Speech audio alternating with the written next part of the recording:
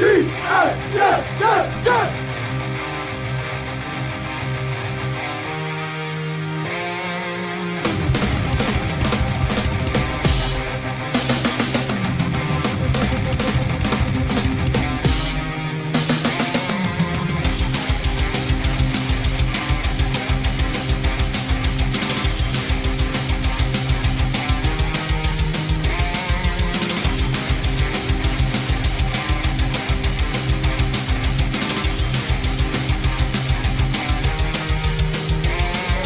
job today, man.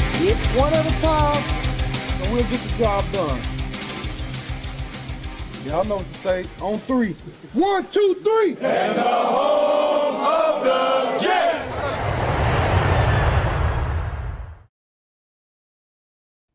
Good evening, everybody. Let's talk Jets. March 4th, an impromptu Wednesday night edition of this, as our schedules are a little hectic over the last couple of weeks. Thank you guys for tuning in. We have the Breece Hall tag. We have the Jermaine Johnson trade. We got a free agency preview. We got rumors. We got Jet Central. What's up, man? What's up, man? For last show before free agency, we're going to talk some quarterbacks. But first things first, man, I appreciate you being able to do this tonight as opposed to, last night. No, of course, dude. We always work with each other, man. It's like the most important thing is we get a chance to talk about this because there's so much news to go about. So what do you want to start with, man? You want to start with the trade or the tag? We can start with the tag. Okay. The Jets gave the non-exclusive tag to Breece Hall, which was a lot of people were talking about transition tag. I think at this point, the Jets said we want to at least get something for him. It'd be 1 year, $14 million once he signs it. They still negotiate till July 15th, or it could be a trade, man. If he signs the tag and they figure out compensation, they could trade him. That's a possibility too. But as of now, Breece Hall's in the fold. Your thoughts, man? At the end of the day, Breece is a good player. I do feel like at times he's kind of talked about like he's a top 3 back in football, top 5 back. So Matt, what's funny? That blanket right there that's behind me, that's a big heating blanket that I always put on for the cat. So that's why it always kind of looks all messed up. But it's funny, man, because no one sleeps in that bed. I sleep in the other, in the other room, and this bed always just kind of sits like that. So I always, it's funny when people bring that up. But no, I mean, Breece is a good player, and end of the day, for a 3-win team to keep one of their best players, that's obviously a positive. Now $14.3 million is a lot of money. I think there are some questions against it, right? Where we're going to have to revisit it next season if we don't come to some sort of agreement with, Breece within I think that the deadline is actually July for like a possible extension. Yep. So, you run the risk of Breece maybe not wanting to sign the thing, and he's a holdout and can't. But the bottom line is he's going to be here, barring any sort of crazy trade or something like that. He's going to be here, and we're going to move forward with Breece Hall. And at the end of the day, he's a good player at a important position for Frank Reich offense. So, and by the way, we don't have a quarterback right now. So if you are, potential free agents out there, whether you're on the offensive side or defensive side, and you're just scanning through the Jets roster, it looks a lot better with Breece Hall on it compared to he's a free agent as well. So good player. I mean, I don't like the 1 year, $14 million. I'm hoping they either find a way to get a deal done with him or trade him. A 1 year, $14 million doesn't work for me, man. The value at the running back position, then you worry about a holdout and an injury, a distraction, drama, all this other stuff, dealing with the tag next year. So I'm hoping they get a deal done, to be honest with you. Just get something done. And then, like you said, he could be a building block for your offense. You want to build a nice core for a young quarterback. Garrett Wilson, Mason Taylor, Breece Hall. You add a receiver in free agency. You add a receiver in draft. You got pieces to go there. So it'll be interesting to see how this all plays out and how Breece handles this, man. Like, how does he – is he just, does he hold out? Does the deal get done? Everything else. It's going to be really fascinating to see. But I think the Jets at this point, they had to tag him. They had a franchise tag him because you don't want him to walk for nothing. Once you decided the trade deadline that you weren't going to trade him then for, I guess, was a 4th-round pick at that point, to let him walk now for nothing would look really foolish. So at least you had the leverage, you used it, and you see what happens going forward. For sure. Yeah, I was actually at the grocery store last night, and I saw some dude wearing a Bengals hat, and we were talking a little bit about, just whatever, free agent stuff. And when Hendrickson came up in conversation, he was pissed. I can't even say what he said about the Bengals on stream, but he was absolutely pissed that the Bengals just essentially hung on to Hendrickson in a losing season where everyone knew that they were not going to make the playoffs. They hit the offseason. He's just going to leave. He was not extended. It was a big drama fest for nothing. He's going to walk. It opens up another hole that Cincinnati has to figure out. I mean, the defense was already not good to begin with. Now it's going to get, you would think even worse without Hendrickson. They didn't tag him, so there's no sort of tag and trade thing going on. And instantly Hendrickson becomes like a top.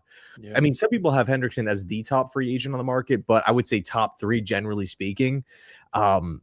Anyway, he was very, very, very, very upset and angry about it. We're not really in that position now with Breece.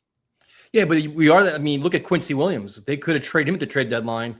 Now he's going to walk. You could have got some kind of compensation from him. It's like, it's interesting to see how teams handle things. I'm not saying Quincy Williams is the same level as Breece Hall, but you see what I'm saying? Sometimes you have to have the foresight to say, listen, they're not going to be here next year. They don't want to be here next year, or we can't afford them.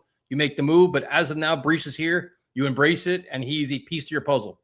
Where things get interesting is now we talked about Jermaine Johnson for a while this entire offseason. Like, oh, what's going to happen? Could Saleh want him back? What kind of value would he have? 3rd round pick, 4th round pick? What's the market?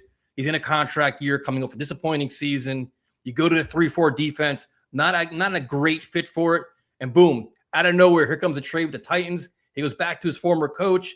Tavondre Sweat comes back, young, 2 years left on his contract, cheap deal, prototypical nose tackle. What are your thoughts on this trade? I think this trade has several levels to it, man, to be honest with you. Oh, dude, me too. I mean, I feel like it's such a massive win for this Jets team in just so many different areas. I mean, number one, as soon as this Jets team decided, hey, we're going to switch up to a base 3-4 defense, and they're hiring Brian Duker, who ran a 3-4, and Ryan Slowick, who was a part of that same Dolphins defense, 3-4, Carl Dunbar, 3-4. You're bringing in all these 3-4 guys. Glenn, of course, has ran that style of defense before in the past.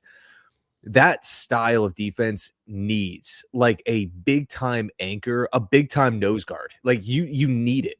Baltimore, Pittsburgh, like all these, like you have to stop the run. If you're getting blown off the line and your nose guard position's weak, think about all those. If we want to think back to like the Rex era, like all those great seasons with him and Snacks Harrison and whatnot, just having that just big time anchor right in the middle of the defense is a massive it's not even a need, it's like a priority. Like you must have that if you want to run that style of defense effectively.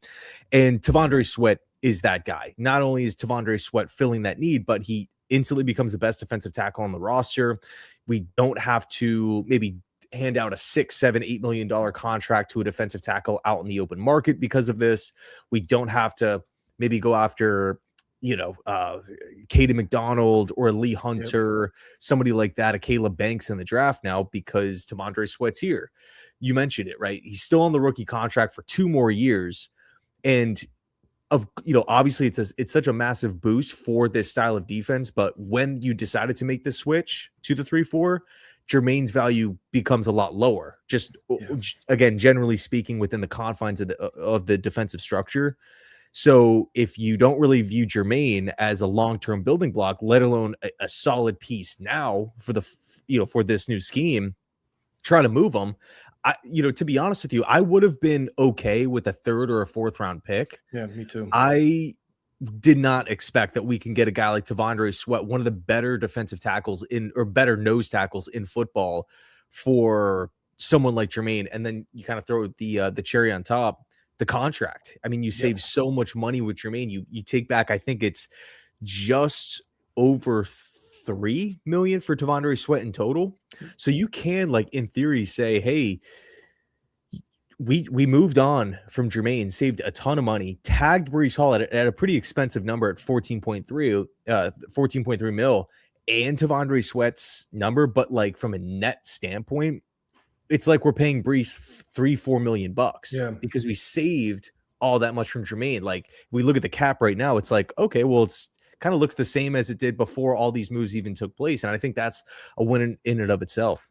Yeah, I mean, you got a young player under controllable contract that fills a huge need. But if we're being fair, we also create a hole too, where you get the cap space, yes, helps offset the Breece, but now you have Will McDonald as your pass rusher, and okay, and that's really pretty much it.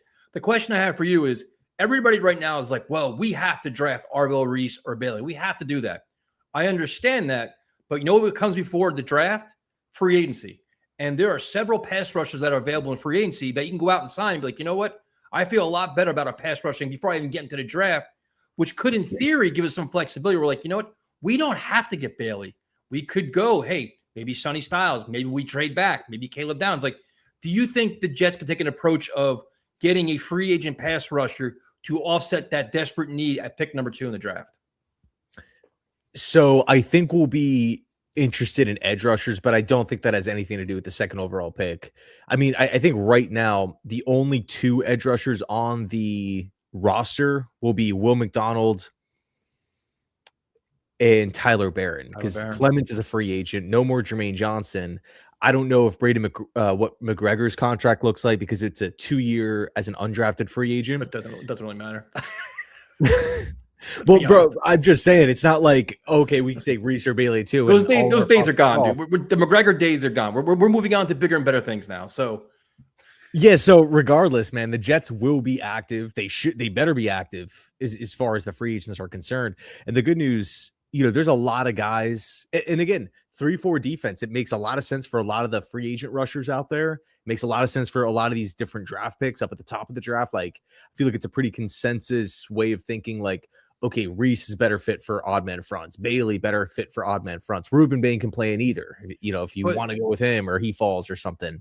So what free agent signing, like if you had to rank your top 3 pass rushers in free agency, that would make, we could always have pass rushers, but could make the number 2 pick a less of a priority to get a rusher.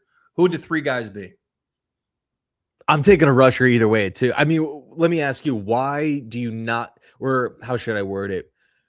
Do you just want more flexibility with number 2 overall? Yep. Flexibility. And then like right now, it's like, as the Jets currently exist, like, you know what? I want to take 2. I want to take Bailey. I want to move on because we need that explosive guy, all this. If you sign somebody, like, all right, you know what? Maybe we can, maybe somebody else wants Bailey or Breece, or they want to trade up for Love or whoever. We could trade back and not sweat it as much and still get a legit guy, because pass rush is not a concern for us. You know what I mean? I'm trying to get the best of both worlds here. I'm saying you don't have to do that. Like, you can get, I mean, we know the premium position is pass rushers. We haven't had them in forever. We finally have some. Some of them haven't worked out. Reddick, Jermaine Johnson, whatever else. But I'm trying to have like a versatility. You know what I mean? Yeah, for sure. I mean, I think for me, well, I'll say this. I kind of view Will McDonald as that rotational pass rusher now. Like that's kind of, to me, at least, the ideal fit for him. I don't necessarily want McDonald out there first down, second down, third down, first down, second down, third down, on and on and on. I kind of want to put him in to maximize his strength, which is attacking the quarterback, using his athleticism, flying off the line, throwing out the spin move that he does from time to time. Super, super exciting stuff. While at the same time minimizing his weakness, which is stopping the run and setting the edge. Yeah. I mean, he's under 240 pounds. He's one of, by the numbers, the worst runs, or one of the worst run stuffers at the defensive end position in the entire National Football League, like bottom 5 out of all the edge rushers. I don't want to continue to put him in that position. I mean, yeah, of course, ideally, I would like him to get better there. I think everyone would want that, but just realistically speaking, if I'm in a position where I can just snag a beast, let's just call, say it's Reese at 2, and sign maybe like a Bradley Chubb on like a cheaper, sub $40 million contract, $35 million contract or something total, not annual, obviously, and go Reese and Chubb as your 2 starting outside linebackers, and then have Will McDonald coming in fresh legs. Yeah. He doesn't have to stop the run. He doesn't have to do all these crazy things. He could just attack the quarterback, just like Bryce Huff did back in the day, like designated pass rusher. So, but like, who would be your three pass rushers that you have your eye on going in the free agency? Like, if you had your first call on Monday, is going to be to who in terms of pass rushers? Yeah, for pass rushers, I would say if you are in the market of dropping a massive deal, Jalen Phillips. I mean, talk is he's probably going to get 70 to 80 mil, or even, I mean, I've seen a couple contract projections north of 80, like 82, 83 over 4 years.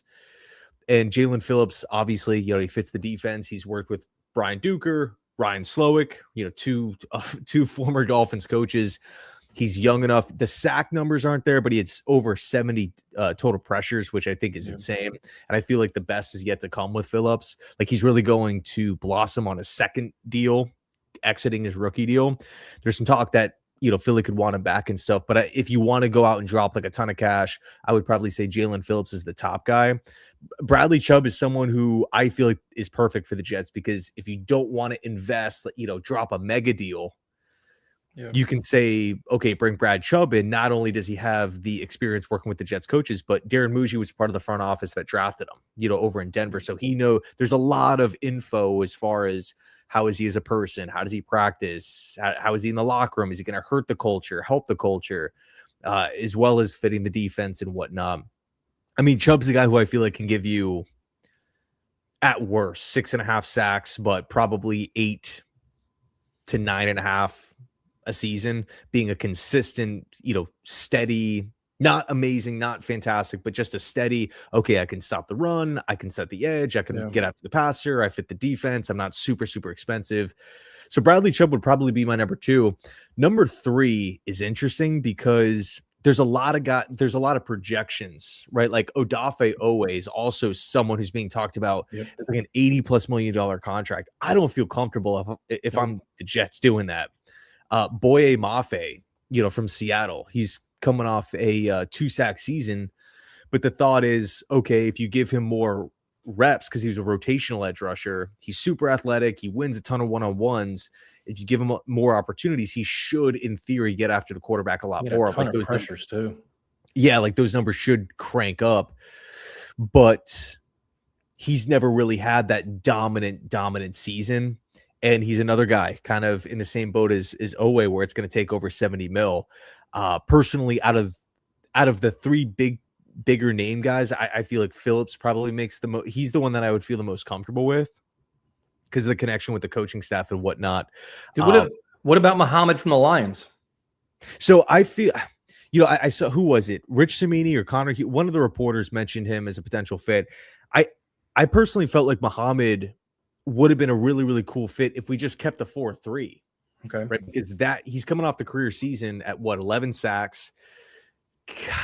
I've talked to a couple Lions fans. They all expect him to, because it was by far his best season of his career. And he's 30 to I think he's 30 years 31. old. Yep. 31. Mm-hmm. A lot of Lions fans that I've talked to basically are saying like he's going to command a lot because this is like the first time he could really cash in as a double-digit sack guy on the free agent market. The price that was thrown out to me annually was 12 to 14 mil is like what he's going to be asking for. That just feels a bit pricey for me. If we're going to say, okay, you've had the one great season, you're 31 years old, and we're going to be changing the defense up to where you're going to be like an outside linebacker, or you're maybe going to kick inside and be like a defensive end in a 3-4, but you kind of need, I think he's only 250-ish pounds. So I would ideally want that guy off the edge in a 4-3. I just don't know, to me at least, if I'm willing. Now, look, if the Jets go out and sign him, I think he's a major upgrade over Clemens and the guys that we had. But, that's not really saying a lot, man. I mean, I see his name pop up, getting linked to the Jets all the time. But I just don't know if, again, changing the scheme, one good season at 31 years old, I don't know if I want to see a 3 to 4 year contract at 60-ish million being handed out. Like, whoa, yeah, he's an upgrade, yeah, he's gonna help, but I don't know if I would necessarily go down that route. Okay, so in terms of salary cap allocation, where would you put pass rusher in terms of priority of spending big money? Because the Jets have a lot of needs, man. Wide receiver, safety. We're talking about all the spots, but like trying to go in position by position, where would you want to spend the most money as of now? Would you say, you know what, we have to invest in a pass rusher because we only have one in theory, or how would you handle that? I'm not really, I just kind of look at it like the Jets have so many different needs: safety, corner, linebacker, edge rusher. But what's the biggest bang for your buck on defense? Is this spending big at pass rusher, linebacker, safety? It's tough. I guess we could just assume that Alexander, I don't know. It feels, I personally feel like the Jets defense has a lot of weaknesses right now. And because we're going to be changing the scheme, I just want us to cover as many bases as we possibly can in free agency. Then we go out and we hit the draft with the 4 picks in the top 44, and we don't necessarily have to reach on guys because there's so many good safeties on the free agent market, right? I could probably list off 5 to 6 guys that just make so much sense right now. If we come away from free agency and we don't sign one of them, or we just sign like Ashton Davis or somebody, and now like we're getting to the draft and we're like, okay, we got to reach on this guy, or we have to trade up for Thieneman or something like that. I don't want to be in that position. I just want us to secure as many major holes as possible. With that said, though, I feel like edge is probably the most important because it directly affects so many things. It affects the quarterback, it affects the running game, it affects basically how offenses attack the defense. And if we're changing our scheme here with all these new coaches, I don't want us to look around 2 weeks into camp and say, Reese is pretty good, and Will McDonald has a lot of potential, but I really wish we would have done something more at edge because we're a 2-man room, Well, yeah, I think, in my world, the Jets should be very aggressive in free agency because they have a lot of holes and a lot of cap space. And I don't want to bargain basement shop. Get high level talent now. Like get more than just hold the 4 guys and band-aids. Spend the money. You have plenty of it and see what the best you can get. So pass rusher, an obvious concern. But now to me, linebacker is an enormous hole too because Quincy Williams is going to be gone. Jamie and Sherwood coming off a pretty poor year. And I think you need at least 2. And we're all you mentioned it before, like we're all kind of assuming Anzalone, which, okay, he's a leader guy. He's a culture guy. He's also a little bit older. If you had a blueprint for free agency for a very young Jets team, I want guys in their 20s, dude, 25, 26, heading into their peak years, not the guys towards the tail end. Like I saw the one report, like, oh, bring back Demario Davis. Why? Like we should have had him 5 years ago. Like this, but you know what I'm saying? Like this is the rebuild where it's like you want pieces that are gonna be here for a while. Like no more 1-year band-aids. Get answers to your problems. So at linebacker, I think we all assume Anzalone's going to come here. He loves Aaron Glenn. Aaron Glenn loves him. Culture, leader, impact, knows the defense. Almost similar to like what Bart Scott was for Rex Ryan. I think Anzalone could be for Aaron Glenn. But I think you need a second guy as well. Would you agree with that? Yeah, and so a couple points with Anzalone. I really don't mind that he's over 30. I think we almost need some just straight up adults in the locker room. Anzalone's not going to be posting his highlights after a loss saying like I'm really good, I think also too with Aaron Glenn taking over defensive play calling, he's going to want to relay his plays into someone that he's called plays before too with in the past. And Alex is like the perfect candidate to me to we're coming in and out of a commercial break and we're seeing Alex and Glenn on the sidelines. Like the defense is on the field. It's Alex and Glenn, going over their, plays or whatever it may be before he hits the huddle. He's the one quarterback in the defense, getting guys lined up, basically an extension of the coaching staff. I understand that he's on the later side of 30, but I look at the Jets. They're a really young team, but I kind of feel like a veteran. Like I really value Harrison Phillips. Yes, he's a good player. He's not a great player, but just his veteran experience. Like when he talks, I listen. And I think a lot of the young guys listen when Harrison talks as well. I think Alex can just be another one of those guys that's fully bought into the system where they're like, hey, it's Glenn's way or the highway. Like we're not putting up with this moping around Saleh era. It's your fault. It's your fault. It's not my fault. No one's taking accountability. I think Alex it makes a ton of sense. So this is the problem I have right now. I agree with you. What do you think his market is? Like, what do you think his per year contract would be? Ballpark. I think if he signs for a great team, he would go for like 6-7 mil per season. But for the Jets, it's probably going to be 9 to 10. Okay. So you have Anzalone making that. You have Sherwood making what, 15 million or some ridiculous number. To me, all right, go ahead. To me, it's like I want to add another linebacker, and if he costs some money, it wouldn't necessarily bother me. But now it's like, how much money can you invest in the linebacker position? Like, I wish we could trade Sherwood. Like, I'm over it. Like, I'm good. Like, I think we know what you are at this point, and but I don't think you can do that. But go ahead. Well, so I'm with you. I think if we could trade Sherwood, that would be really cool. If we could free up money, I don't know what the guaranteed money looks like with Sherwood. Obviously, he's not going to be a cut candidate, but What are your thoughts with drafting one? Not opposed to that either. But go ahead. Say like Jacob Rodriguez at pick 44. Yep. Because this is a 3-4 defense, man. We need linebackers that can run, that can hit, that can do a lot of different things. And right now they're not on the roster. So in order to prove the defense, you want to be strong up the middle. It's just a huge need, I think, at this point. So if you don't want to spend money in free agency, then I think in the draft it's got to be a priority, dude. Like a high priority. Like your first 2 rounds, you got to address it, not some 5th round flyer project and all this other nonsense. Like legit, make a legit commitment to the position. Yeah, I mean, so if we're looking at it right now, okay, 3-4 defense, you got your 2 inside guys. We'll say it's Alex and Sherwood. Mawano will be on the roster. He'll be like a depth piece, but I still feel like adding one more, right? Yeah. Adding one more guys. And also too, you know, like that, I think, like, again, Madden's standpoint, I think we can make the same argument for cornerback as well.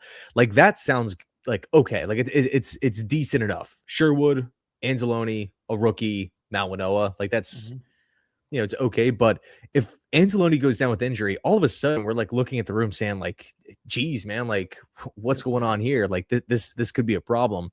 One player that's a free agent is who is it? Malcolm Rodriguez from the Lions. That he was on Hard Knocks. He had came out of Oklahoma State as the young guy who like really impressed Glenn and Shepard and whatnot. So he's going to be out there. Maybe he could be brought in as a depth piece, but yeah, linebacker definitely a need. But I feel like, I mean, I want to say it's almost a lock that Anzalone is going to be coming in, but you got some teams out there that really need help at linebacker that are maybe in like more of a win now, like Tampa, dude.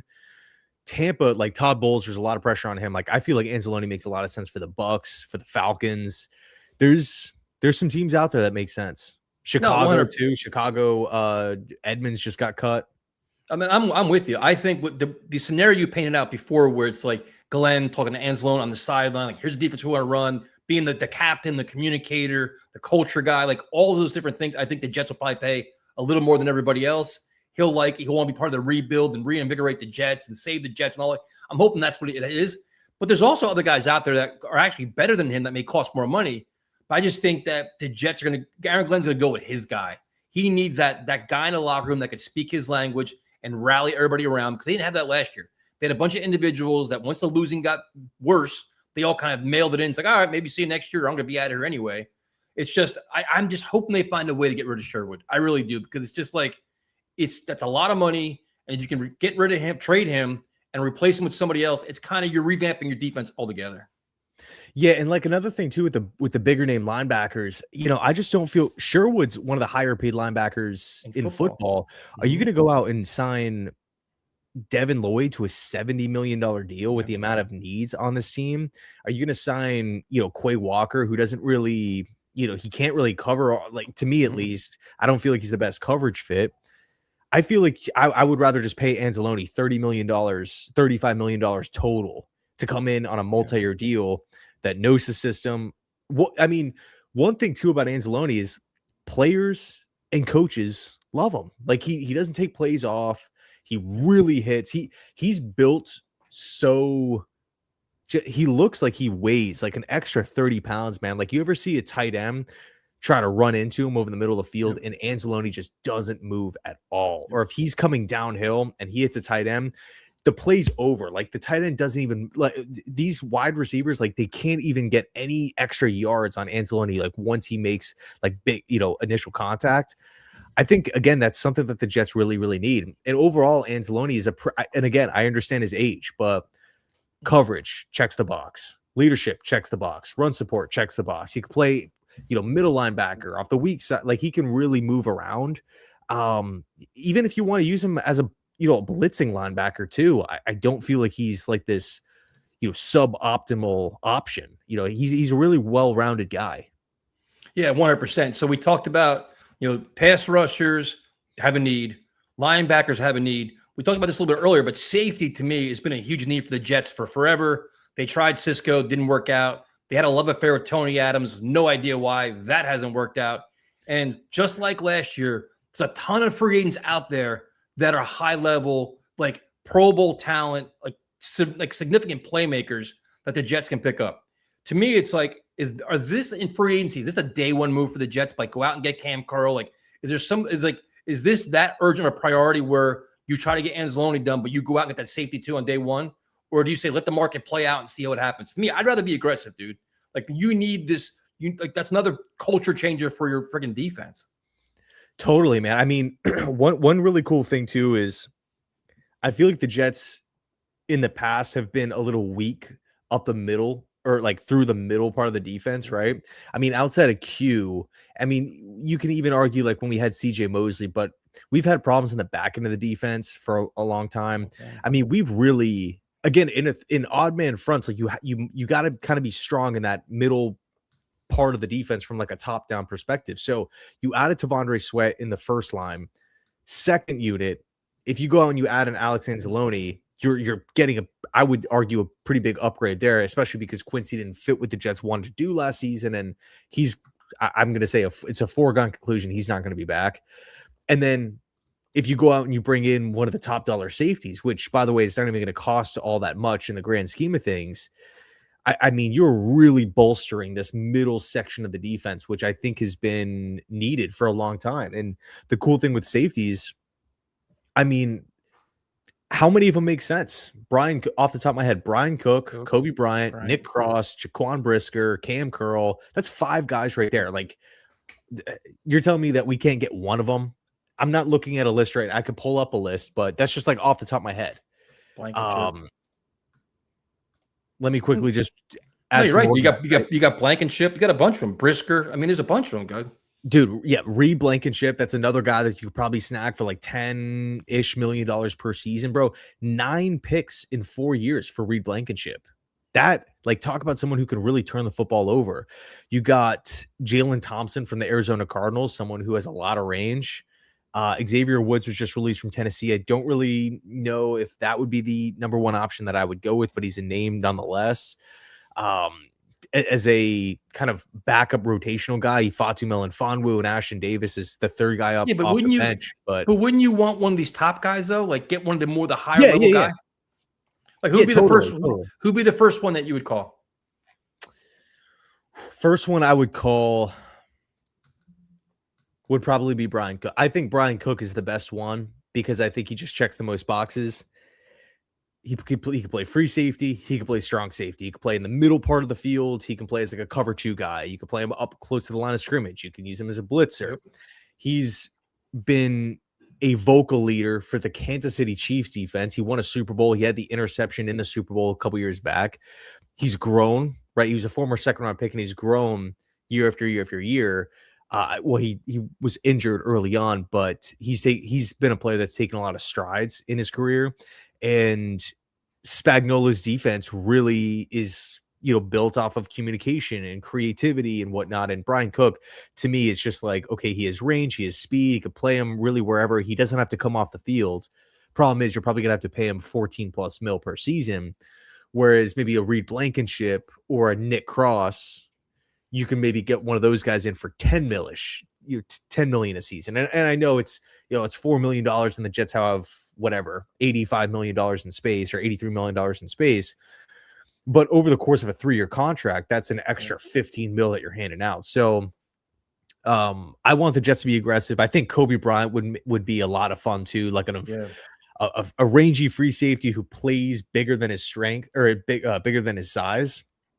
He hits hard, not afraid of contact at all, will come in just like a heat-seeking missile, just as flying in as fast as he can, just will put his body on the line just to jar a pass loose. Really, really cool player, converted corner. He was actually the corner 2 with Sauce Gardner back at Cincinnati. He was the other guy opposite of Gardner, but recently was moved over to safety. So, I think Kobe Bryant would make a lot of sense, but we got to get one of them, man. We definitely have to get one of them.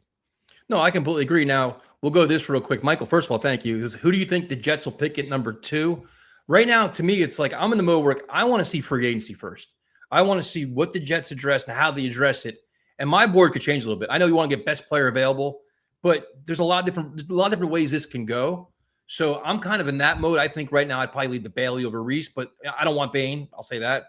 But I'm really like I can make a case to trade back at this point if you handle free agency correctly. Yeah, I'm going Reese over Bailey. I just feel like he's more of a complete player. I don't hate Bailey. I love Bailey. If Bailey's the pick, I'm going to be pumped. I mean, I feel like Bailey could be like a Brian Burns type of player, but Reese, I just think checks more boxes, more of a safer option, younger, higher ceiling. Um, yeah, I love Reese. So now we talked about most of the defense, but a position we haven't talked about really much at all this entire offseason is cornerback, where you have AZ Thomas, who showed flashes, but unfortunately got hurt. You have Brownlee, who got traded for. He showed a lot of physicality, also a lot of penalties. Brandon Stevens surprised us, but it could be still, I'm probably saying it's a need, but is it a need where you have to spend money on the corner position, or do you want depth guys, rotational guys? It's interesting, man. I mean, I feel like the good news is if the Jets feel like corner is a massive or a bigger need to at least be addressed, there's tons of options. I mean, if you want to go after the big name guy, like one name, two names I keep coming back to. Okay, with the bigger name free agents, Tariq Woolen, Seattle. Really? Dude, his length and speed, like his physical profile is just insane. Like the 6'4", long, just freaking long, humongous wingspan. His speed, his closing ability. He could play press man. He just feels like he's like a prototype corner, like built in a lab. I just feel like he's probably going to be getting paid a ton by a team like the Raiders, or I could see like Tennessee with Robert Saleh, wanting to make a move there and just dropping a ginormous contract. But Alontae Taylor, dude, someone who's kind of like a bigger, stronger Brownlee, right? Who can play on the outside or on the inside. But when he's on the outside, he's not like a size problem like because Brownlee's a smaller dude height wise. With Taylor, he's kind of a nickel corner, but he's 6 feet tall. And I believe he's over 190. I think he's 6 foot, 200 pounds. Like he's a big dude. And he could like bounce inside to outside. I think if you already feel comfortable with Brownlee doing that, like adding Alontae Taylor is like that to me gives you a lot of coverage, because Taylor, I think, would come in and you can argue he'd be the best corner on the roster. What's his price tag? See, the thing is with corner, I don't really, it's tough to project, because with Alontae, how do teams view him? Are you signing him just to be your nickel guy? Or are you signing him to be your corner one? I think he might have and I'll also, by the way, I think the Saints might try to push to get him back. Yep. So I don't know if he's for sure going to hit the market, but I think if he does, he makes a lot of sense for the Jets. Really, really excels in press man. Can do a lot of different things with Alontae Taylor in the running game. Like he can get off block. I like Taylor a lot. I mean, it's going to cost 10+ mil for sure. I would probably say maybe a little bit more than what Stevens got. Which is fine. I mean, I'm not opposed to it, man. It's all pieces to the puzzle. If you have to spend the money, you have to spend it. But fine, it's all about finding core pieces and building blocks for the next 3 or 4 years. It's not like a 1 year, 10 million. It's not a Cisco deal. 1 year, 10 million. Now we got to replace him again. So I'm not opposed to that at all. Yeah. Let me see here. So I'm looking at a contract projection right now. This one, hold on one second. So Alontae Taylor's 27 years old. And there's a couple sites that I like to use for the contract, like market value and everything. One site has 77 million total over 4 years. Let's see what this one is. But this site has $11 million per season, which is basically what Brandon Stevens got. So I would say somewhere in between. Again, I think his value kind of ranges because his role could change with no matter, depending on how defensive coordinators look at him. So I would say low end 11 mil, high end probably, I don't know, 16 to 17 mil if you're asking him to be your corner one to follow, opposing wide receiver ones. But I still like Taylor. So how would you rank needs on defense? They have holes everywhere. But if you said to prioritize in free agency, our biggest needs in terms of rank, how would you go from like pass rusher, linebacker, safety, and corner? They're all important. I would say from a positional value standpoint, we got to get some more. We got to get some more edge rushers, man. We need to. All right, so that's one. Edge rusher would be 1. Safety would be 2. Linebacker would be 3. Corner would be 4. Yeah. See, the thing is with corner, it's like, again, on paper, right? Madden perspective, 17 games, no drama, no injuries. I think it's okay. Like Azari Thomas, like we could assume he takes like a small step up in his ability. He gets maybe a little bit better. I felt like AZ looked solid when he played. He just was constantly hurt. He's going to the blue tent and whatnot. Brandon Stevens, I mean, he's going to be getting one of those starting spots. Brownlee, I'm going to assume is going to be a starter. But he deals with injuries and he's still a young player. So it's kind of like one guy goes down and it's just like, okay, we're going down to the bottom of the depth chart to plug somebody in. So I mean, if the Jets want to, if you don't want to maybe go after a big money guy, you can go after Amik Robertson, who's another Aaron Glenn, Brian Duker guy, where he can play inside, he can play outside. He's going to be that coach on the field. Amik Robertson kind of has a similar mindset to Alex Anzalone with like leadership and stuff. And then you also have Jalen Watson, too, from Kansas City, who does really, really good things in press man coverage, super physical. And Kansas City, for whatever reason, ironically enough, they traded McDuffie today. But the one thing I always see with Kansas City is their front office doesn't like to pay corners. Yeah, they kind of view corner as we can just draft them, develop them with Spags. He always seems to maximize these DBs, and then we're going to just trade them for big time hauls. Like they did that. Who did they do? They did it with L'Jarius Sneed too, where they moved off of him. They traded him. I think they only got like a third rounder or something. I forget what they got back from Tennessee, but they moved off of Sneed before his giving him a mega deal, and they just did it with Trent McDuffie. So I don't see them bringing back Jalen Watson. I could see him bringing back safety Brian Cook, but not Watson. So he's an interesting one too. Okay, so we covered a lot on defense. We look at the offensive side of the ball where you go offensive line where right now you have AVT free agent, John Simpson free agent.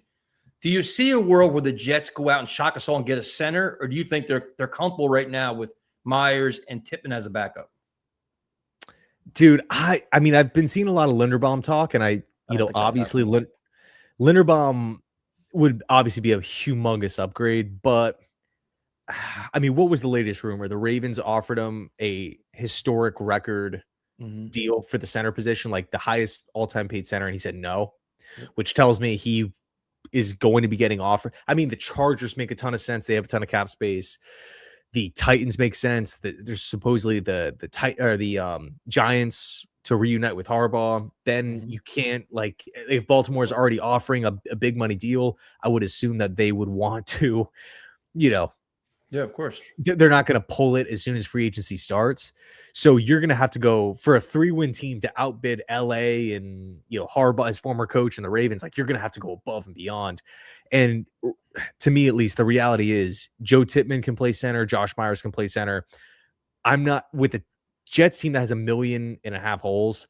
I'm not saying I'm going to spend $26 million a season on a position where 2 players on the roster can hold down the fort.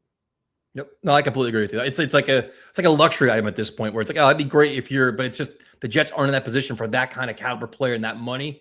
So if you say they're okay at center, then we go to guard where it's interesting. The AVT thing's not going away. Like, oh, bring him back. Don't bring him back. What's his value? I think that's the biggest dispute for everybody where you're seeing people saying, you know what? He can get $15 million a year, $16 million a year. And I'm like, you're going to give that to a guy that had 3 of his 5 years, hasn't played a full season. It's risky as hell. And I don't think you're not going to get any contracts where it's like incentive laden, discounted price. I think he's going to get good money.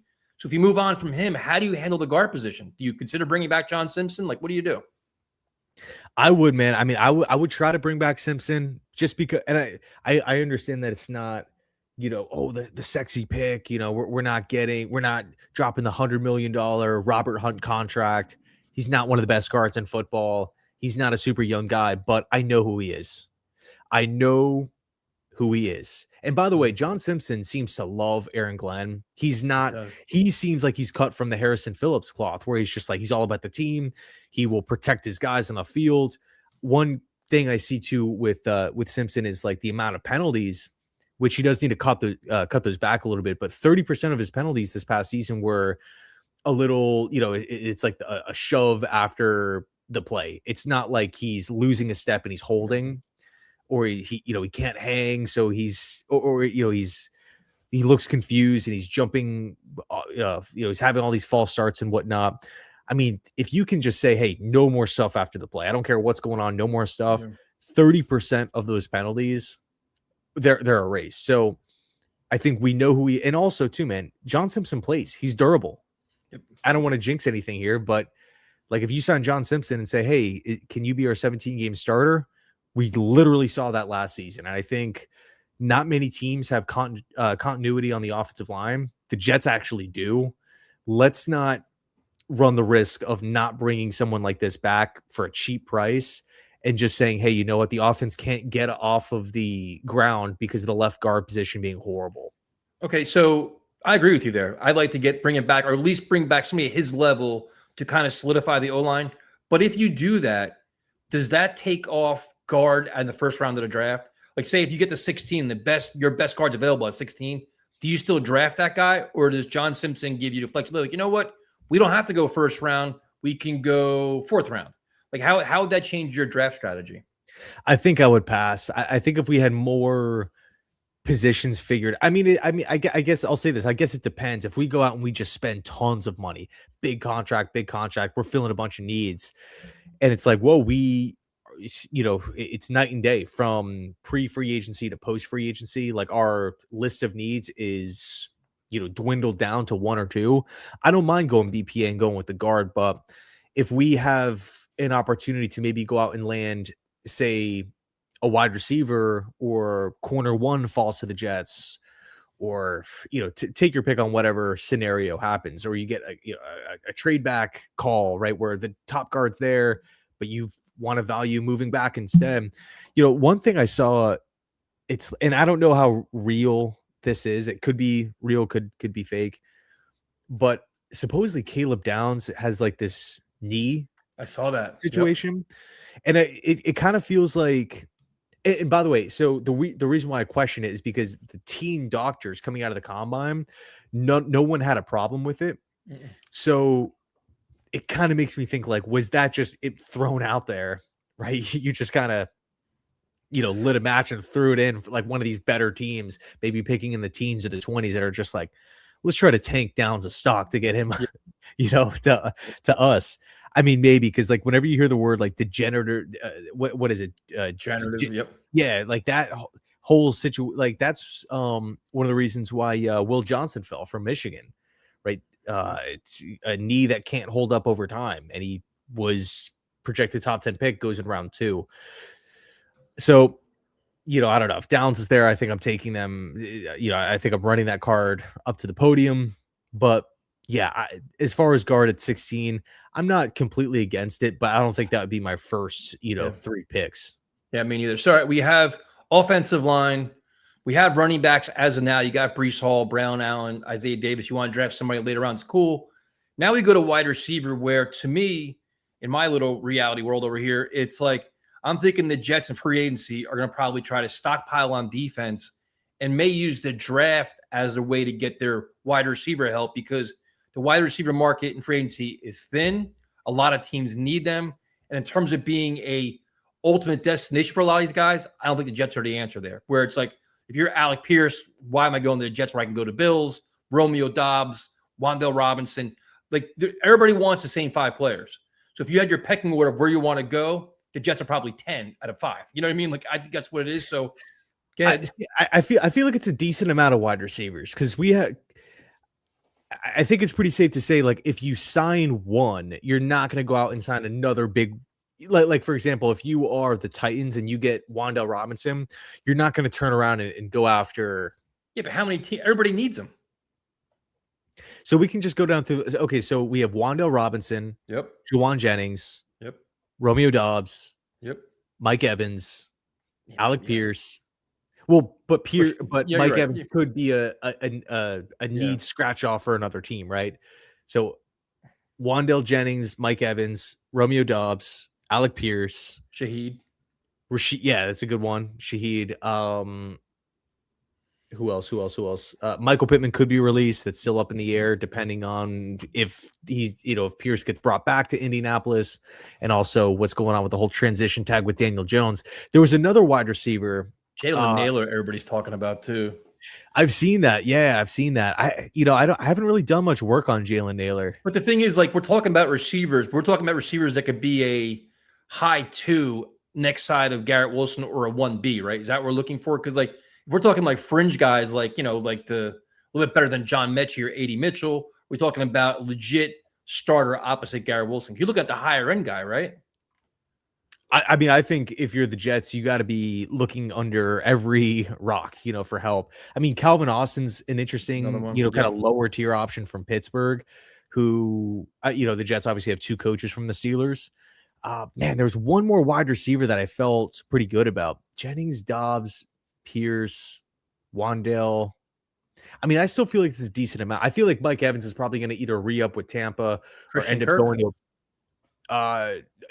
Keenan Allen's going to be out there. Christian Kirk, I guess. Yeah. I mean, Debo, Ayuk is probably going to be released.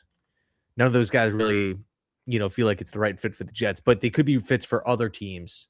For example, like Washington, the Commanders really, really want a wide receiver. If maybe they love Brandon Ayuk and supposedly like Ayuk only wants to play for Washington and he's down a sign there. And he's off the board, but now Washington isn't really pushing for whatever Jennings or somebody else. I mean, I think to me, it's just I understand what you're saying. I'm not being disrespectful. I just don't think that the top 6 or 7 guys you just mentioned, I don't think any of them are coming here unless you grossly overpay somebody like a Jawan Jennings. You don't think any of them are coming? No, I don't. Because if you're Romeo Dobbs, do you want to go to the Jets or the Bills? You want to go to the Jets or the Chiefs? Bills. Of course. Like the passing game is you want to get your stats, you want to win, you want a good quarterback. The Jets can't really guarantee you any of that, especially now on March 4th. We don't have a quarterback on the roster, which we'll get to next. So to me, it's like I just have this feeling that you may get a decent, like say a mid-tier guy, wide receiver in free agency. I mean, not a Josh Reynolds, maybe a little bit better than that, but you're going to have to count on round 1 in the draft to get your guy. Yeah. Well, so I'm writing down teams here. So Washington, Buffalo, San Francisco, Tennessee, Cleveland, Jets, Saints, Bills, Chiefs. Yeah, said Buffalo, Patriots. All those teams need help at wide receiver. You got to figure, okay, some of these guys are going to be drafted. Mekhi Lemon's going to be drafted somewhere. Jordan Tyson's going to be drafted somewhere. Carnell Tate. Yeah, it's another one. Does AJ Brown get traded? Yes. That's he's gonna he's gonna be a Patriot, dude. It's just a matter of time at this point. Patriot? I think so. Yeah, I mean, San Francisco feels like they have too many holes, especially with the whole Trent Williams thing seeming to fall apart. I don't know if San Francisco just dumps money into a wide receiver. I mean, maybe they try to bring back Jennings, but I feel like they should have already done that by now. So you think the Jets can get one of these top guys, one of these top wide receivers? Not so, like Keenan Allen, Mike Evans, Ayuk, no. AJ Brown, no. But I think Jawan Jennings, that's the one I'm circling. Wandale Robinson, one of those two. Yes, I don't see it happening. This is where my negative part of me comes out, where defense, I could sell a vision with Aaron Glenn and all the other guys where opportunities in defense. The offense for me is a really hard sell because you could talk about Breece and Mason Taylor on the offensive line. The most important position is a huge question mark. As of today, we don't have a quarterback. So if, we'll talk about this next, but if we go into free agency without a quarterback and you're calling Pierce and Robinson and everybody else, how the hell are you selling your team, dude? Like, we have a player to be named. We'll be throwing the ball to you. As opposed to teams that have established guys. I just think it's tough, dude. I really do. And again, if it's fine, but if you spend money on defense and every other position and you go in the draft with a huge need at wide receiver, you have you have a ton of draft picks you can use on a wide receiver. You know what I mean? Yeah. I mean, what are the chances too? I'll say this too about the draft, man. It's like you got guys like Omar Cooper. I love KC Concepcion. Yep. So it's not just the big 3. If you can't get one of those guys, it's you're SOL. Like, I think there's guys that make Denzel Boston. I mean, there's a lot of fans that love Denzel Boston and his game. Yep. So, I mean, I think one little bit of information that I heard from the combine, kind of behind the scenes, is that the Jets like KC Concepcion a lot. Not saying that he's going to be the pick at 16 or anything, but maybe there could be some movement back into the first round with someone trying to come up with for KC. But yeah, Omar Cooper from Indiana has been turning a lot of heads. Chris Brazel from Tennessee is someone who I really, really like. So yeah, man, I don't, as much as I see, I'll say this, like I want the Jets to target wide receiver, like Juwan Jennings, somebody, because that way we can enter the draft and say, okay, we're not crossing our fingers saying Lemon better fall to us, Tyson better fall to us, because we're so damn desperate. If we can just fill that need, Garrett Wilson, Juwan Jennings, AD Mitchell, and also too, the 3 first rounders next season, if we roll the dice on Mitchell first season, it's not the end of the world. Kind of same with like Malachi Moore. No, it's definitely a priority. I'm just not sure what they could walk away with free agency from and say, okay, we feel comfortable with this. I think going into the draft, it's still going to be a need for them. So we covered those positions. To me, the interesting position is tight end, where we all love Mason Taylor. We kind of know what record is at this point. Is that something that you could see them making a move in free agency, or is that more of a dread? Like, I like Sadiq so much, dude, from Oregon. I think I was texting you throughout this whole year. I texted him like 10 times about him. Yeah. But is it something that you could see them trying to getting another guy in free agency in case Mason Taylor's banged up and you had that insurance policy? Maybe. I mean, Charlie Kohler from Baltimore. Everybody's saying, I don't think the Jets are going to be going like top dollar Isaiah Likely, no, or somebody like that. It looks like Dallas Goedert's on his way out from Philly. I mean, like, to me, with Rucker being tight end too. By the way, I'm not saying that no, the Jets shouldn't go after tight end because we have Rucker. I'm just saying, Mason Taylor was drafted in the second round. They decided to re-sign Rucker on a decent sized contract. And also too, man, like Frank Reich drafted Jelani Woods, a couple years ago. So couldn't play him last year. Well, that's what I'm saying. Does Frank Reich look at Woods and say, "Hey, you're good enough for tight end 3," or do we have to go out and spend $8 million? This is where the Jets and their genius should have let him play last year more than the last 2 games. Yeah, totally. But so Armand just dropped a bit of information, right? Jonnu Smith was just cut, and Big Alfredo's our new tight end coach, man. So maybe we have a reunion. So I had to say this position for last. This is when we fight the most. The quarterback position, where as of today, the Jets have no quarterback. I mean, Justin Fields, I think, is going to be released. We could all say that. Brady Cook is what he is. The Jets need a quarterback. Now it's about what reports do you believe in. But a lot of these quarterbacks, which to me, when we first discussed these, I was like, cost too much money, can't do it. But now you have a quarterback at the veteran minimum, and your favorite player in the NFL is going to be available in Kyler Murray. So the super chat is K1 has to be the next quarterback of the Jets, even if you have to pay more than a minimum to get it done. He has put up good numbers on bad teams, no brainer. I think that is not true. It is not a no brainer. I want nothing to do with Kyler Murray on his team. I don't want him. I just don't, dude. I just, where the Jets are trying to go with this organization in terms of culture, leadership, building your offense and everything else, he's the opposite of what you want. He doesn't do any of that. Yes, he's a playmaker. Yes, he can give you a splash here and there, give you some excitement. I don't want excitement. I want stability. I want a leader. I want a 2-year bridge and a mentor for a young quarterback. I don't want Kyler Murray, dude. I don't. You tried to convince me this entire offseason, and I almost fell into your trap. Top 20 quarterback, all this stuff. Even at $1.3 million, I want nothing to do with him. Absolutely nothing to do with him. Yeah, that's your opinion though. But what Bob is saying is right. He has put up good numbers on bad teams. He was the number one overall so is pick. Jacoby Brissett. Not as good as Kyler Murray Last year? Oh yeah, look at what. Do you want to live 5 years ago or last year? Who was better last year, Jacoby Brissett or Kyler Murray? Debatable. I mean, Kyler Murray played in 5 games, had more wins. Jacoby Brissett was 1-11 as a starter for Arizona, and I'm cool with Jacoby Brissett as well. But no, I think what Bob is saying is, you look at Kyler Murray. It's not a no-brainer though. To me, it's not a no-brainer by no means. It's not a slam dunk. Like, you know what? I'm getting my guy. I'm so happy he's my quarterback. I'm not gonna feel like that. I'm like, okay, what version of Kyler are we getting? Are we getting a disinterested guy, a lazy guy with poor work ethic, or is he realizing what the label is across all the NFL? This isn't a fan thing. Like, you listen to analysts that are at the combine saying the stories we're hearing from his teammates are concerning. Like, there's so many red flags. To me, that's not a no-brainer at all. So if you want to play devil's advocate, I'll and play it. argue, so I'm just saying, I understand that it's not the best fit for the Jets, and I kind of have the answer to this already in my head.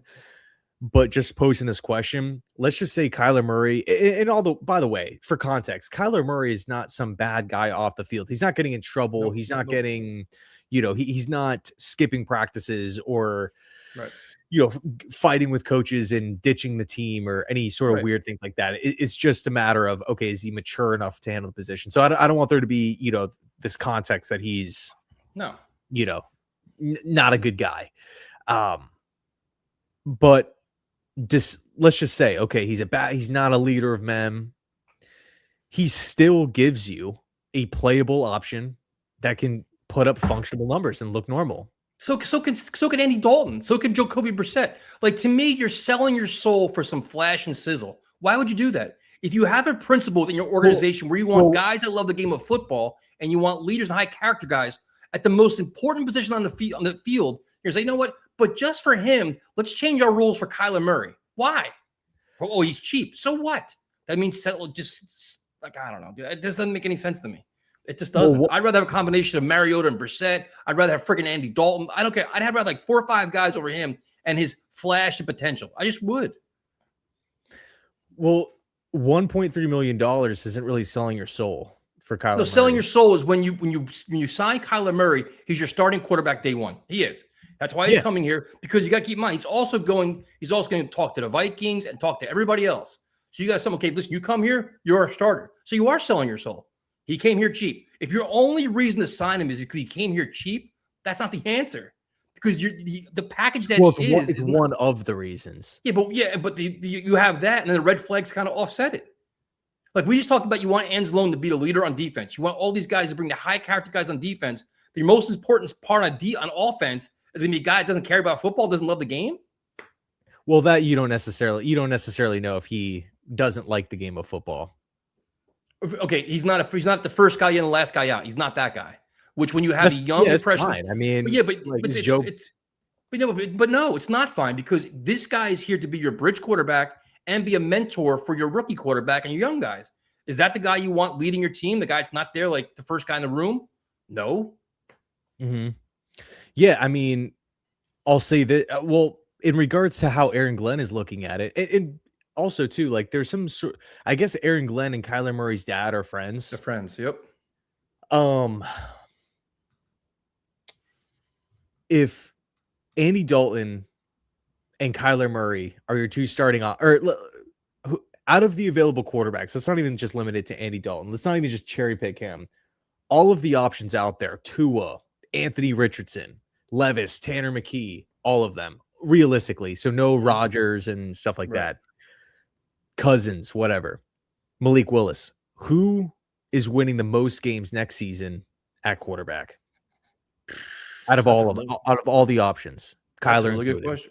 That's a really good question, man. I'm not really sure. Jacoby Brissett. You would say that Brissett gives you more of a chance to win than Kyler? Kyler? I'll go like this. I'll say like this. Kirk Cousins, I think, doesn't want to come here. I'll just say that right off the bat. I don't want Kyler Murray. Derek Carr, I don't think he has the arm strength to handle the Northeast and going to New England, going to Buffalo, dealing with MetLife stuff. He's out. Mariota, I don't mind. Like, I don't mind Mariota. I don't mind Brissett. I like Carr. Yeah, I'm not so sold. Well, Carr, it's the contract. I just wondered about what his accuracy is and his ability to take a beating in this, in the Northeast. So that from a kind of discount him a little bit. Brissett, Mariota, Dalton, get 2 of those guys. Bring, if you want to go Dalton, then friggin' Tyrod Taylor, fine. Brissett, Tyrod Taylor, fine. Like those kind of combinations. That's kind of where I'm at right now. I just don't think Kyler is just not on the board for me. Like, he's just not. Like, I'm not desperate. You would take Andy Dalton and Tyrod Taylor over Kyler Murray? Yeah. I don't like Kyler Murray, dude. I'm more about having a guy that can just stabilize this offense and run a competent offense. I don't need that splash play and that 60-yard running play. I want a guy that can complete a freaking screen pass and get the guys in position to know how to run an offense. And to be honest, if we're being completely honest with this, if you look at the Frank Reich prototype, it's definitely not Kyler Murray. And if he has a big say on your offense and your quarterback, he's like, that's out. Too short, not what I'm looking for. Yeah, ultimately, I don't think it'll be Kyler Murray. I do think you. Yeah, go ahead. But the other thing too is we look at this one-sided where it's like, oh, the Jets getting Kyler Murray. Would Kyler Murray even want to come here? That's the other thing. We look at all the other, we're going to talk about this too, but all the other positions that are out there, all the other teams that are out there. Yep. And, we were talking about the leadership before with Kyler. Here's my big thing. And by the way, just for I'm not, I like to go back and forth with you, like just to, it's fun to debate these things. I think the big problem with Kyler that I have with the whole leadership thing, I think the video games thing is totally overblown. I don't even care about it. The thing is with me, how does he handle the New York media if we go on a losing streak? Is he going to be kind of moping around, pointing the finger, not handling it well? If we're, maybe if we start slow, or, maybe he's not really vibing with Frank Reich, does he dare mention that the offensive staff or the game plan or the play calling is not good enough? I don't want Murray to be a distraction like that. So in the end, I don't think Murray will be a Jet. And I think if Greg Roman became our OC, if we kept Tanner, if we hired Darrell Bevel, Kyler would honestly be my number one option, because I think he fits exactly what those guys want to do from a running standpoint. Bevel obviously won a Super Bowl with the shorter quarterback and Russell Wilson. They've been around that archetype of quarterback. But with Frank Reich, man, listen, all the reporters are talking about Glenn wants a head coach of the offense. Frank Reich deserves I would say the bulk of the say in regards to who he wants at quarterback. If I'm Frank Reich, I'm not coming out of, an opportunity with Stanford and signing on to a 3-win team to be their offensive coordinator, to be bossed around and say, no, here's your quarterback. Yep. You can run your system, but we're going to pick your players. The whole Bill Parcells quote, grocery store, cooking. I forget exactly what it is, but you want to shop for the groceries. Yeah. I mean, if you're if you're Aaron Glenn, you go to Reich and you say, okay, out of these options, Brissett, Dalton, Tua, Kyler, Malik, all these guys, draft picks, are you in love with Tyson? Analyze everything. If Frank Reich says, okay, these are my options, 1, 2, 3, 4, 5, you better go in order of that. Of that checklist, because I don't want to hear this, oh, well, Glenn wants his guy and Frank wants his guy and they're clashing about it. No, Frank Reich, in my opinion, if the Jets want a head coach of the offense and that's what Frank Reich is signing on to do, you better allow him to pick a quarterback that he wants and fits. No, I completely agree with him. That's why I think, based on what we know about Frank Reich and his background and the players that are available, I don't think Kyler fits. And again, I understand the notion of what Kyler Murray could be. I think he's not a good fit for the Jets. And I think as a player, he probably doesn't want to come to the Jets. Now, Tua, no. The answer is just no for me with Tua. To me, it's like everybody's so fascinated that, oh, it's so cheap. It's so cheap. Okay. What player are you getting? What are you getting? What are you bringing him into? Is he a good? Don't tell me you want Tua, dude. We're going to really fight right now. There's no way you could say you want him. I don't think he'd be the worst. I mean, let me ask you this. Would you rather go for Tua? Let me just try to play devil's advocate again. Tua at $1.3 million on a 1-year deal, 1-year prove-it deal. I knew it was coming. I knew it was, as soon as you brought up Kyler, I'm like, when is that thing going to go up? Tua at $1.3 million, or would you rather pay Malik Willis 25 times that amount? Yeah, that Malik Willis thing is interesting, because now there's some rumblings the Jets could be interested in him. And it seems like the market, everybody's saying $30 million. Now it's getting down to the $20 million, where it's like maybe it could be like a Justin Fields kind of contract, but he's got what? It's like he's so friggin' inexperienced, man. I mean, here's my, if you don't want to, I'll answer that question. I don't necessarily want Tua either, but I just don't feel like we can. Trying to put myself in the realistic shoes of how the Jets are approaching this thing. I don't think they're just going on the list saying no, I am not exciting, don't want him. Someone's got to play. Someone's got to be signed and suit up. Yeah, but you have to narrow down who's available as to what your pecking order is, the guys that you want. So to me, as we're going through this, I'm nailing out guys that they're not on my list. The thing with Malik Willis is this. It's like Tua is a guy that you think is a Band-Aid at best. Maybe get a little bit out of him, but he's probably a 2-year guy. If you pay Malik Willis, you're having visions of grandeur where it's like, all right, this guy could be our answer for the next 3-4 years, where you're paying him on potential, hoping to grow with Frank Reich and be a legit starter. That's what you're paying him for, right? You're not paying him for anything else. He's not your bridge quarterback. He's your answer. Mm-hmm. But he's not a sure thing. I mean, see what Malik Willis to me is the price tag on him. I'm not paying him $30 million a year. I just can't. You can't warrant that with the other options out there. You just can't. So you're out on Kyler because you don't like him. You're out on Tua. I hate him. I mean, dude, honestly, man, like Tua, injury problems, weak arm, struggles in the cold, falls apart late in the season. Had some strange interview answers. He's not made. He's not made, dude. Can we just say what it is? This Jets quarterback position, you've got to be tough, dude. You have to have concrete skin at this point. You've got to be tough. You got to be a leader. You got to deal with the media, the fan base, a lot of adversity, and everything else. You've got to be you got to be in a different place mentally to handle this job. Now, to me, it's like Tua's out, Kyler's out. Kirk Cousins isn't coming here. I just don't think he is. There's already, I think Brian Costello had the report where the Jets aren't interested in Kirk Cousins. I think they probably heard behind the scenes where Kirk Cousins is like, I'm not interested in you, whatever it is. But to me, he's out of the equation. So now your list is getting shorter by the day, where now it's, do you want to trade for somebody or do you want to try to sign a free agent? Now, here's my proposal to you. One of my biggest concerns going to free agency day one, which we talked about earlier, is that you want to get a receiver. It's very hard to get a receiver if you don't have a quarterback on your roster. If you make a trade for a quarterback now and have the word be out, listen, this is the guy we have in place. Just say for today, it's Jacoby Brissett. Jets go out and give a 5th-round pick for Jacoby Brissett. You got your guy. If you go into free agency, now you have a vision. This is our quarterback. This is where our offense is going to roll. Hey, Wan'Dale Robinson, if you want to come here, this is what we're doing. Instead of having that to be determined, is that something that could be a selling point for the Jets to kind of trade for somebody before free agency? Definitely, because I think ideally you want to trade for somebody that has experience with Frank Reich and his system. Yep.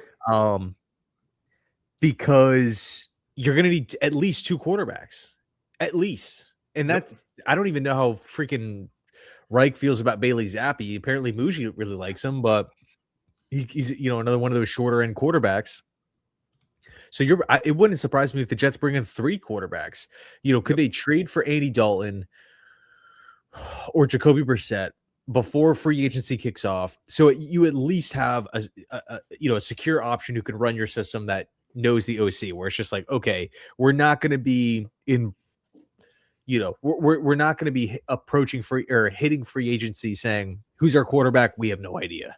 Right. So at least you'd have something in the building that is at least solid, right? He can drop back and hit an open pass. And then from that point, it's like, okay, now we have that guy in place. If it's Jacoby Brissett, I feel better about him actually starting the season. Dalton, I kind of view as a quarterback too. Yep. But it opens the door. Like, if you want to really pursue Malik Willis, okay, you at least have a fallback in Brissett or Dalton. And the reason why, I'm saying Brissett and Dalton is because those are the 2 guys that have that A, could be moved, and B, have a relationship with Reich. Or if you want to trade for a Tanner McKee or Spencer Rattler, one of these younger guys, and say, okay, well, we have a young guy with, some potential who can maybe be the guy who we like a lot, and, other teams and people around the league like him. We have our quarterback 2, our veteran, who's going to be supportive and help that guy. And then we come back in day 3 of the draft and pick like Drew Aller or, Cole Payton or Nussmeier or somebody like that. And so we kind of have the best of both worlds and just say, okay, by this time next season, if all 3 of them don't work out, we know exactly where we're going to be, which is probably picking up close to the top of the draft with the 3 first-round picks. The other problem too is Malik Willis. If you get a guy like that, I would have to trade for somebody else like an Andy Dalton, because Malik Willis is a complete unknown, where it's like, all right, even though you're paying him, say, $25 million a year, if he starts bombing out in the first 5-6 weeks of the season, I want the ability to pull him and play a competent quarterback. So that to me is not the kind of way I'd want to go. But the same thing with Tanner McKee. If you go out and trade for Tanner McKee, who's highly touted now all of a sudden, I still want somebody behind him, like a Mariota or a Dalton, because, again, completely unproven. Like, this is not a year where I want to see my quarterback fall apart and like, oh, let's play Brady Cook for 7 games and tank. No, I want to see the offense run to a certain level to see what we have out there. There's no more tank years here. You've got to be competitive and play competitive, competent football. Yeah, I mean, and also we have to kind of talk about it like, because I'll see the comments from like people on TV and radio shows stuff. Just tank. That is not how No. Aaron Glenn is. If the Jets start 0-6, I feel like everyone's gonna be fired. So. Yep. They're not approaching it like, oh yeah, we just take the year off, just go get the number 1 pick real quick and move forward. No, someone else is going to be picking that quarterback, right? If the Jets are in that position. So I feel like the Jets are going to be aggressive in free agency. They're going to be aggressive to try to get system fits and guys who they really, really want to try to turn around this team. One name I have for you. We didn't talk about him yet. You start smiling. The minute you start smiling, I know it's going to be something that you're trying to piss me off. Do you know what quarterback I'm going to bring up? Geno Smith. Yep.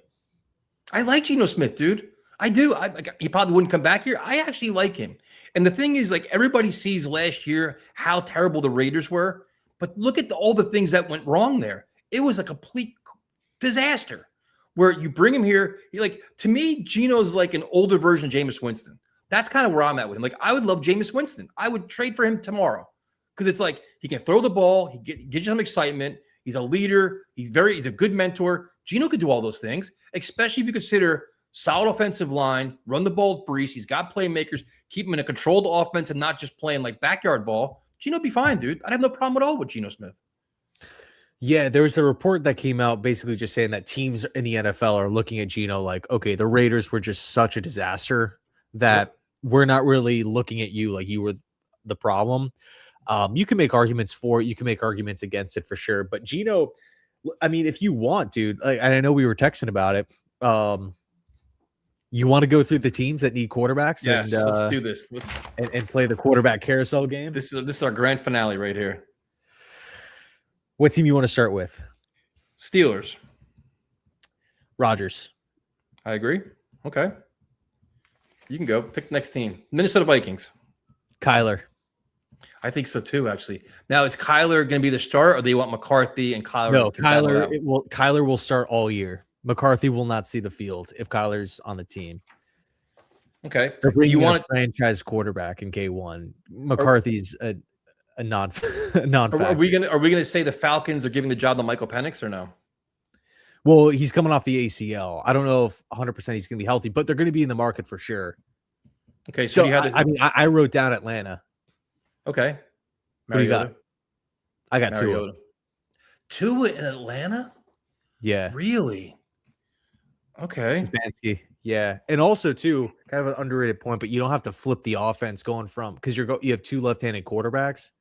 So you don't have to have a massive, when you're constantly flipping back and forth. Right. But Tua, dude, to me, I kind of feel like he needs a season on the bench, but if Atlanta can say to him, hey, like you might start the year off, he fits Kevin Stefanski's system really, really well. I mean, that was kind of the hope with Dylan Gabriel is that he could be somewhat of like a version of Tua.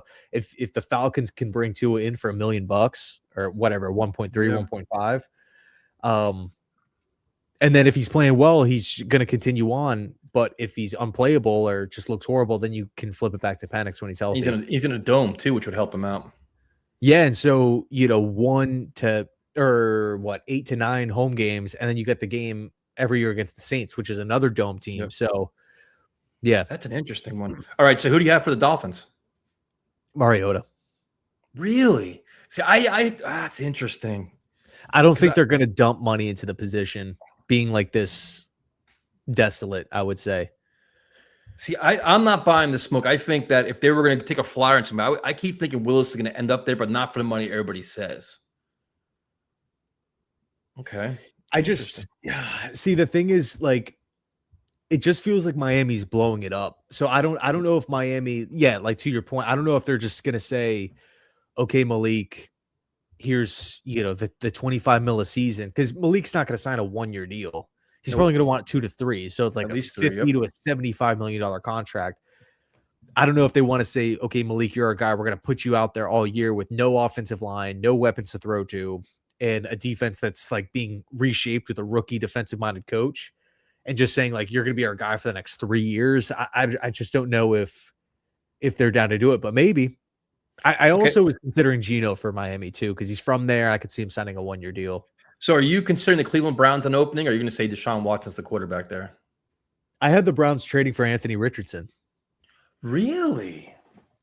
Just kind of a little similar to Lamar as far as like the running ability.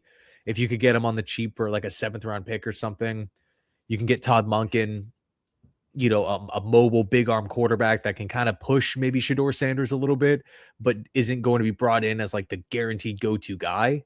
But yeah, Gino and Richardson were to Cleveland. So you have Watson being released, or what do they do with Watson then?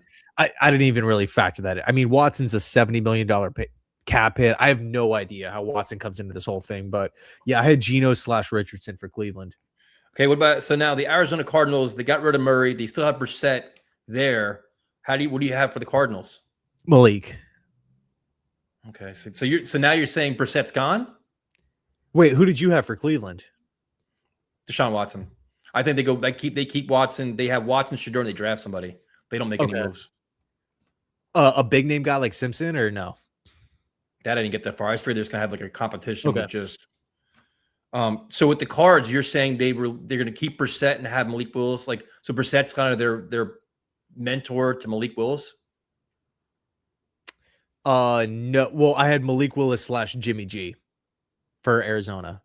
Okay. So then where's does Brissett stay there? Well, we still have a couple teams on the list. All right. Okay, what's the next team that you have? Let's do Colts. Well, see, that's what I had. I had Jimmy G there with Daniel Jones because Daniel Jones got the transition tag, right? Yep. So Jimmy G would be like the hold the fort guy for them, and then they have Daniel Jones. Yeah, but Jones. Okay.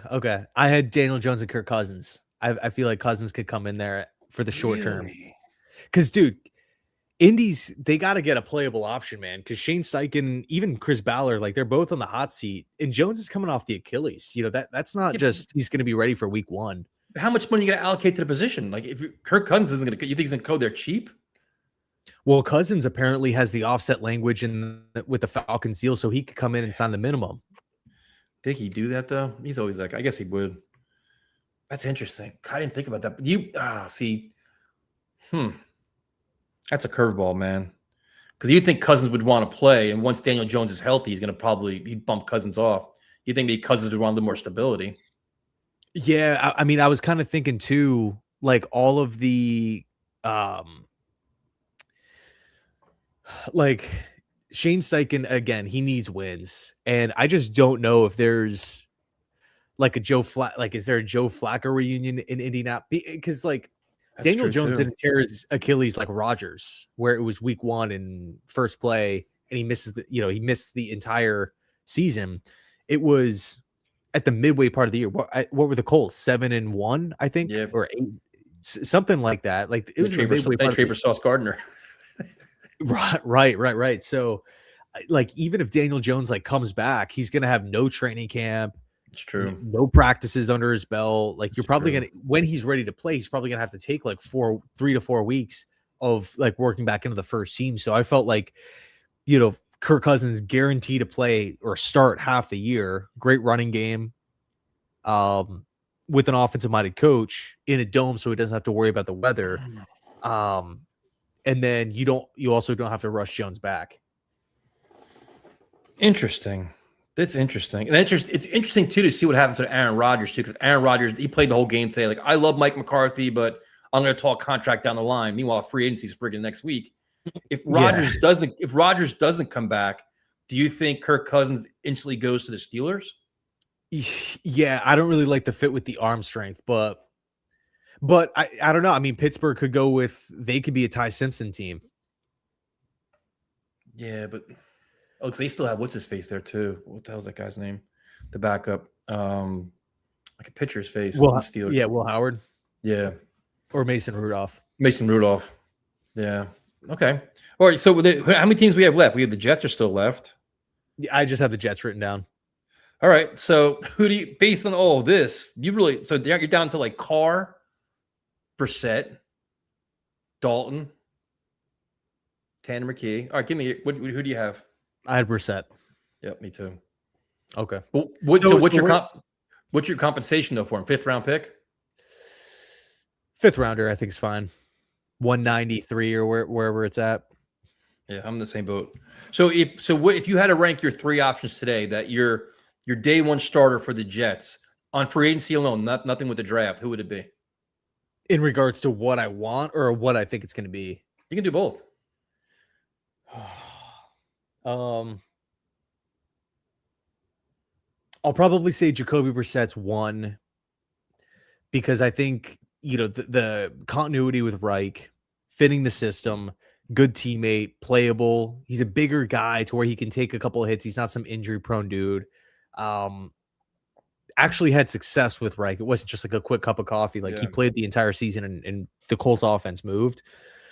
And also too with Brissett, there's no sort of weird thing going on. Like, oh, I want like if you trade for Mac Jones is going to be expecting like an extension.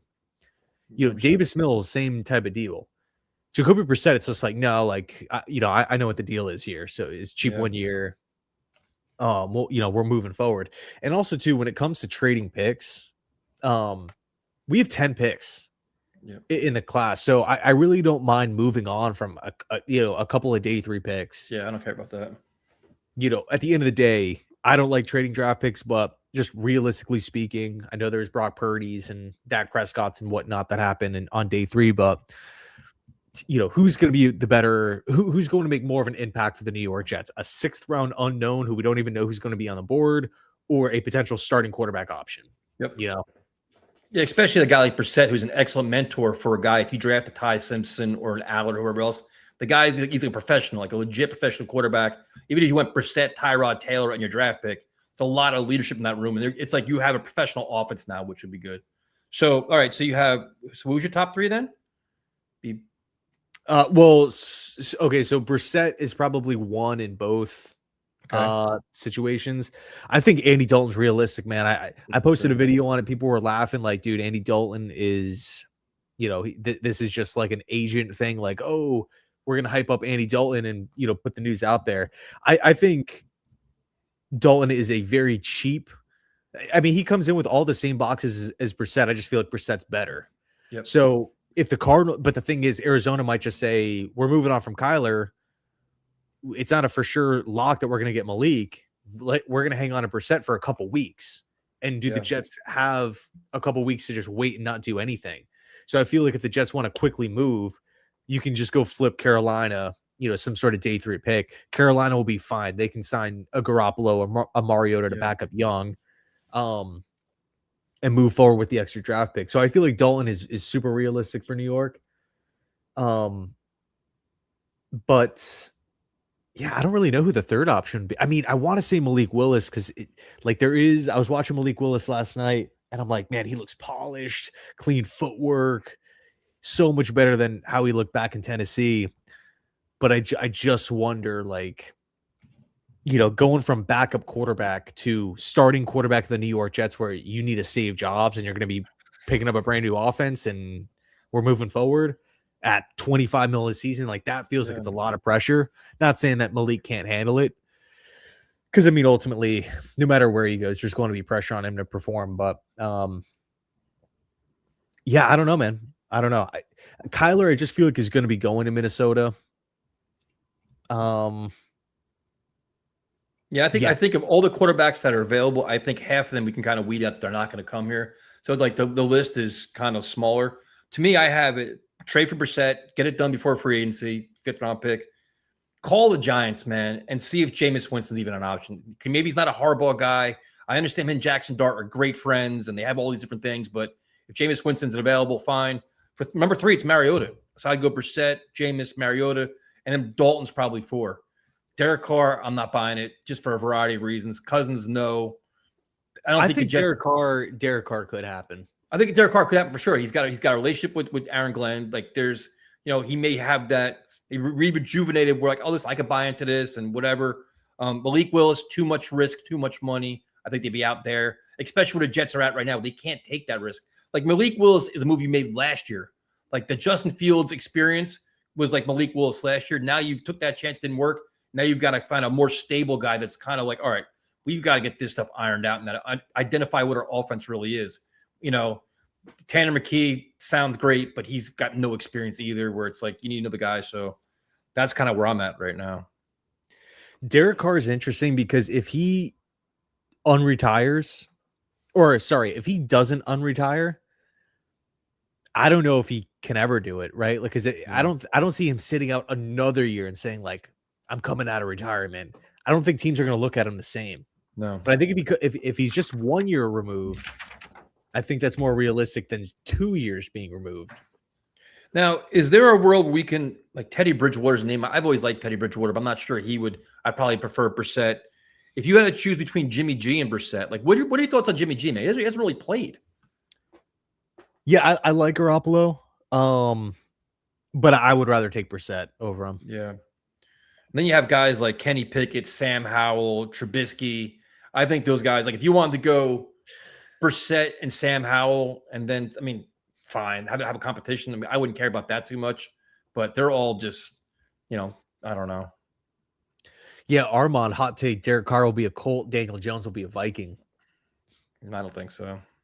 The thing, I like that fit for the Colts, but the thing is with Daniel Jones in Minnesota, they can't really like they're making all these different moves, like Grenard potentially being on the way out, Hargrave being cut. Who else did they just cut? They're cleaning house. They just cut someone like right before the stream started. Harrison Smith could retire, or I think he actually is retiring.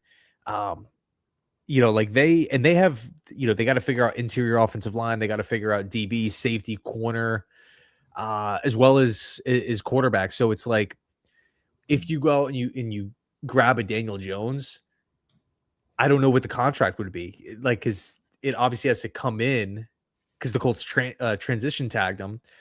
That price point or like the offer sheet has to be, I would say, above that, at least a little bit above that offer, right? Or at that offer or a little bit more. And then Indianapolis has the opportunity to match it. But you got to feel like Indianapolis within these past, couple of weeks and months, like they probably talked themselves through like, okay, what could an offer sheet look like? What number do we feel comfortable to match? And also too, if Jones isn't ready to play, is Minnesota willing to pay Jones, let's just call it $40 million per season to not play and get healthy? Nope. I don't know. Minnesota's in a tough spot because you're like in a win now mode. Even though they fired the general manager, they grossly underachieved. And with JJ McCarthy's been a disaster. I don't think Kevin O'Connell's got too many more. Like, all right, we can only win 8 games and underachieve again. They've got to win games, man, because your window's closing, and now you're getting rid of a lot of big name players. And so I don't think they can take a flyer. Like Anthony Richardson's interesting for them because I'm sure that'd be interesting. I don't like that one at all. With the Vikings? Yeah, I mean, he got like McCarthy, young, inexperienced, injured quarterback. Anthony Richardson, kind of the same, injured, young, raw quarterback. I feel like Kyler to the Vikings makes a lot of sense. I could also see Minnesota maybe flipping like a second-round pick for Mac Jones and them being the team that does it. That's an interesting move. That would be really interesting. Because I think he fits that offense pretty good. All right, so I don't know how the hell we did an hour and a half already of this, but my question to you is, we are less than a week away from the tampering period. You are now Ian Muji. You are running the Jets. You are the guy that's going to rebuild our organization, get us right back on track, or you're going to be fired this year. Who are the first 3 calls you make on Monday to free agents? Any position, anything you want to do. Is Minka Fitzpatrick released by this time? That's a good question. I'll say no.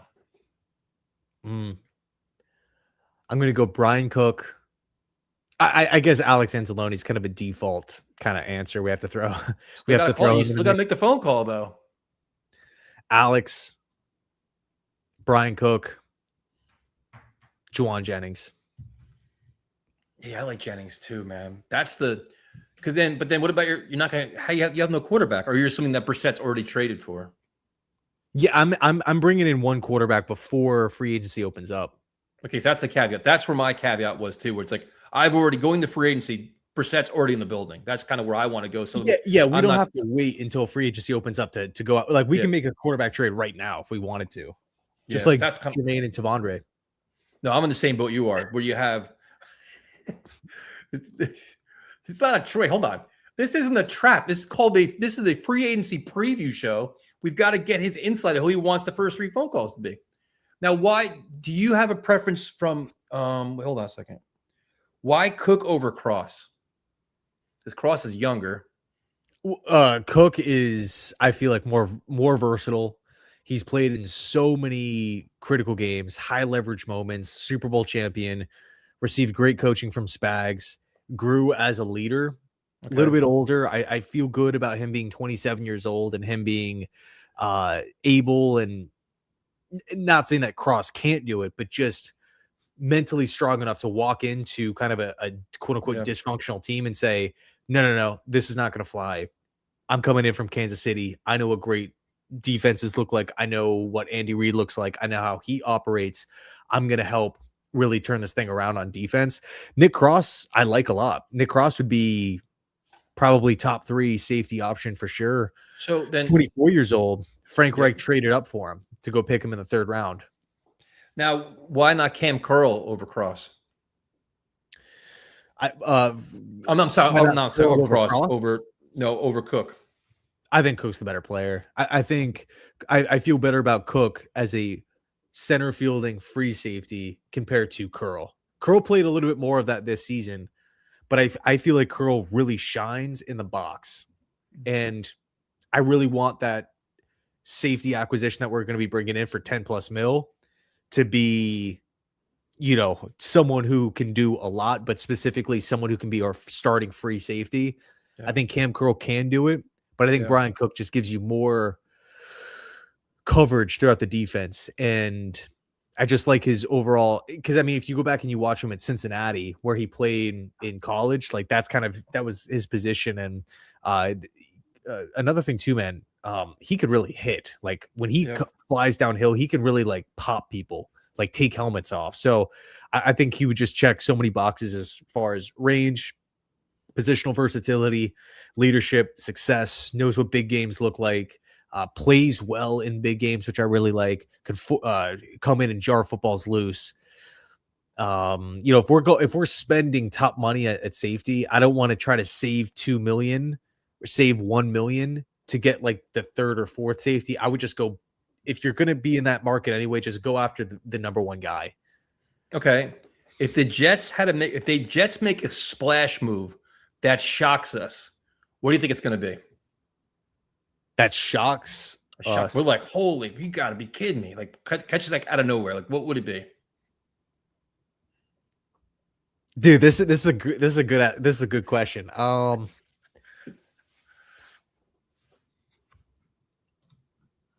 Alec Pierce. It's funny. I was thinking the same thing. I'm like, it's gonna be something Pierce. Like, massive contract, like 29-30 mil a year. Alec Pierce. Yeah, Alec Pierce. I thought the same thing. We're like, what? They got that? There's no way they could do that, and they completely overpay for him. What? Admittedly, man, I do feel like Alec Pierce is kind of being talked about like Randy Moss. Like, he's good, not that but good. $30 million a season for Alec Pierce. Like, do you, in your mind, is Alec Pierce a top 10 wide receiver? No, I don't think so. Is he? I mean, do you think he's a wide receiver 1? I think he's a really good. Like, I think he's probably the 2nd best wide receiver 2 in football behind T. Higgins. Yeah, but that's the whole thing, though. This would be a shocker too. Where they go out and they get Linderbaum for $20 million a year. I'm like, what? That's crazy.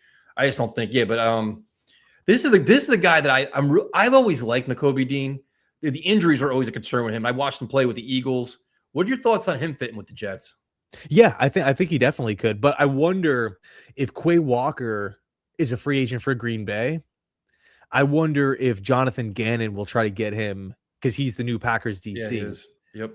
If he'll try to pivot, see a Quay, let me bring in Nakobe Dean. But also too, man, I mean, it's only Wednesday. Like, I wonder, like, dude, if Michael Pittman gets released, if someone like Darnell Mooney or Rashawn Gary gets cut from Green Bay, Minka Fitzpatrick's still roaming around. If Fitzpatrick's cut, that's going to be my top 3. Michael Pittman, he's going to be my top 3. So, I'm trying to think of another like big shocker move. Maybe like a mega deal for Tariq Woolen, like 4 years, 80 plus, just something nuts. That would be wild. That would catch so. That'd be. Yeah, I mean, he's probably going to be. I would guess one of the top 8 highest paid corners in football. He's gonna I get would guess. paid. Yep. Yeah, that'd be interesting. Yeah, that would be. I think if they paid big money to a corner day one, I think that would shock me. Center would shock me. If they got Pierce, would definitely like those. If like they made a player the highest paid person at his position, that would shock me. I think the Jets are going to be players, but I don't think they're going to that level to break the bank and set the market. Yeah, because one thing, and this is not a 1-to-1 super, simple comparison, apples to apples, but this team was 1-7 with Gardner and Q. I don't think one like Jalen Phillips at $85 million. Yeah, that's going to help. That's going to really do a lot of good things, but I don't think that is going to just take us off. I don't see us signing like one massive deal and then just like small 1-year options. I think that the Jets are going to be trying to get a bunch of guys that are signing like Brandon Stevens types of contracts, like signing 5 players between like 25 and 50 million. Yep. Something like that, No, I to agree. try to like lock in as many positions as possible. All right, man. Well, we just covered a ton of what the Valen. Why, bro? Why? I have nothing left to send you, dude. I sent a big box of sweatshirts. I have nothing left to send, dude. Why? Why are you doing this to us? I have nothing left to send. I think I might have a couple things to send, Valen. I can send him a Jamal Adams signed jersey. Does he want that? I got Jamal Adams, Marcus May, Bart Scott. I got a Zach Wilson one. If he wants that, I can give one of my goats. Come on, Valen, bro. I don't know what to do. Thank you, but I don't know what to do with this. This is just. Why does he do this to us? Why? I think you got to send the goat, Matt. I sent him a goat. I got a lamb too. You want the lamb? I got a lamb. You got a farm over there. I don't know what to thank you, man. It's just you don't have to do this, man. I don't even know what to do. Like this, I gotta find something to send him now. I have his address. Yeah, I got some stuff too to send your way too, man. That's crazy, man. It's just nuts to us. Yeah, dude, it's absolutely insane. I mean, we're just sitting here talking football, and just to see something like that, it's just the conversations we have on this. The conversations we're having now, we haven't text messaged all week long too. We argue in text messages. Mm-hmm. Yeah, yeah. There you go. Yeah, Valen, man. I want to. It'd be cool to touch base, whether it's through DMs or email. I know you mentioned that you don't have social media, but it'd be cool to just talk ball and stuff like that too, man. Like, I got his email, dude. I'll send you his email. I got. Yeah, I have his email. Yeah, I have his email too, but I don't. Sometimes email, it's just it takes a long time to get back and forth with people. So first of all, thank you guys all very much for joining us tonight. It was a random Wednesday. We had a change from yesterday. Next week, big week though, because now free agency starts. I'm sure you'll be live streaming like crazy. I'll be next week on Tuesday. We'll be on his channel, and I'm probably going to stream. I'm off Monday and Tuesday, so I'm going to be all to stream as much as I can the next couple of days. So thank you for all the support, Valen. You're killing me, dude. It just drives me crazy. Any last words? Any last predictions before we go? Yeah, man. Last stream before the offseason really starts kicking off, man. I mean, that Jermaine Johnson, Tavondre Sweat news was just crazy. I can't even imagine what it honestly feels like. Dude, quick question. How old are you? Old. I'm older than your cats combined and cat years. All right, you could tell me off screen, but I'm kind of getting to the point where like I don't really get excited for like Christmas and stuff like at all, really. What? And you're I like a Grinch? the time of year, but as far as I'm not anti, but I'm just saying like that. You're a Grinch. That kid excitement is just no longer there, unfortunately, like for holidays and stuff. But dude, free agency and the draft, it's that same feeling that I had. Like, I'm more excited about free agency than. Oh yeah, no, I'm more excited about free agency than Christmas. It's insane. Like for some reason, there's no other feeling that I get from that, like just so amped up and so excited. I mean, game one first game of the season is always like that too. But there's nothing like seeing like the free agency updates, going about your day, looking out at your phone, breaking news: New York Jets have agreed to terms to ... And you're like waiting, and then you see it's just really, really cool. There's nothing better than like the first day of free agency and the Jets do absolutely nothing. And then you watch everybody panic going into day two. That's always a good time too. We're like, oh, they did nothing. They're sleeping. Like some guys at the combine. You know what I mean?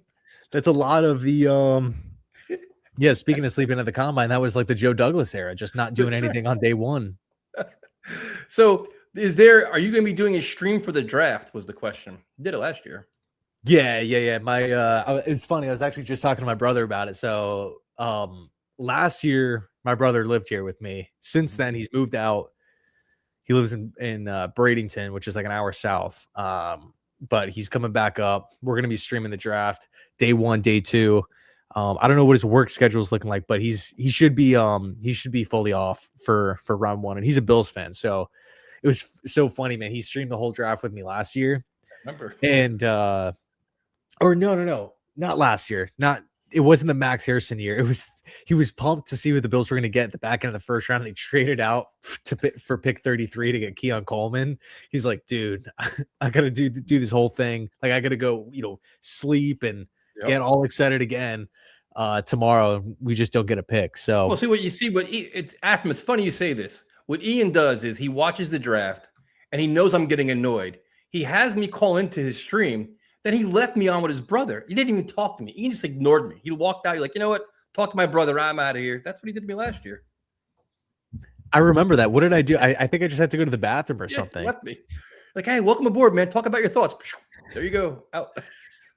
Is it really like? I mean, SARS. I didn't know my brother was that bad. I'm like him, dude. I know he's the most professional guy out there, and this is what I'm dealing with. I'm supposed to be the chaos, and he gave me chaos, which is crazy. So, hey man, you're always invited, but if you're not feeling it, you're not. It's totally fine with me. Usually having cocktails is the problem. Having some beers. No, I didn't do a stream. I haven't done a stream the last 2 years. I went on his. I think I won yours both days, round one and round two. I think I went on yours, and then I kind of just hang out. So that's it. But thank you guys for joining us. This is almost an hour and 45 minutes. Again, Ian does phenomenal coverage every day with all the moves, all the reactions, and then next Monday, tampering period, free agent is going to be crazy. So check out his channel, our channel. Next week, this show will be on his 7 o'clock on Tuesday. And that's it. Everybody have a great night. Enjoy yourselves. Be careful out there. And just think, no Kyler Murray and no Tua. J-E-T-S,